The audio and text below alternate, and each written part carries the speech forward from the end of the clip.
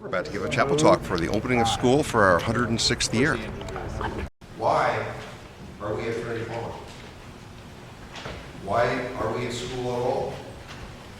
Why can't we just lie around the way that some of us did this summer?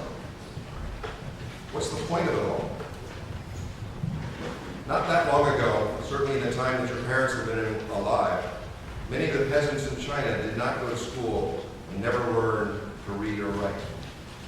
The parents of young children depended on their children to write letters, or to read letters, or to read books. But what the parents could do was to pass down stories which their parents had passed on down to them. Oral history. Even in this modern age, oral history is an important way of teaching children. To many children in remote parts of China, the frog in the well story is one of their favorites. I'd like to share this story with you. Like many of the books which you read, this story has meanings and hidden metaphors. Listen carefully. There was a frog that lived in a small, deep well. He knew nothing but the small world that he lived in. His well and the sky that he could see above it were his entire universe. One day he met a frog that lived in the world above. "Why don't you come up and play with me?" The frog on the land said. "No, why don't you come and play with me down here?" the frog in the well said. "What's down there?" the frog on the land said. "We have everything down here. You name it. The streams, the undercurrents, the stars, the occasional moon, and we even get flying objects coming down from the sky sometimes," the frog in the well answered. The frog in the well sighed. "My friend, you live in a confined world. You haven't seen what is out here in the bigger world." The frog below was very annoyed.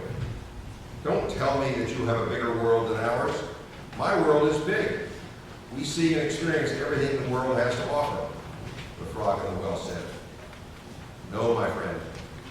You can only see the world above you through the sides of the well. The world up here is enormous. I wish I could show you how big the world is," the frog from above replied. By now, the frog in the well was angry. "I don't believe you. You're telling me lies. I'm going to ask my father." The frog in the well told his father about his conversation with the frog from the land. "My son," the father said with a saddened heart, "your friend is right. I heard that there's a much bigger world up there with many more stars than we can see from here." "Why didn't you tell me about it earlier?" the little frog asked. "What's the use? Your destiny is down here in the well. There's no way you can get out of here," the father frog replied. The little frog said, I can get out of here. Let me show you." He jumped and he hopped and jumped, but the well was too deep and the land was too far above. "It's no use, my son. I've tried all my life, and so did your forefathers. Forget the world above. Be satisfied with the world that you have, or it will cause you much misery in life." "I want to get out. I want to see the big world above," the little frog cried determinedly. "No, my son. Accept fate. Learn to live with what is given," the father explained.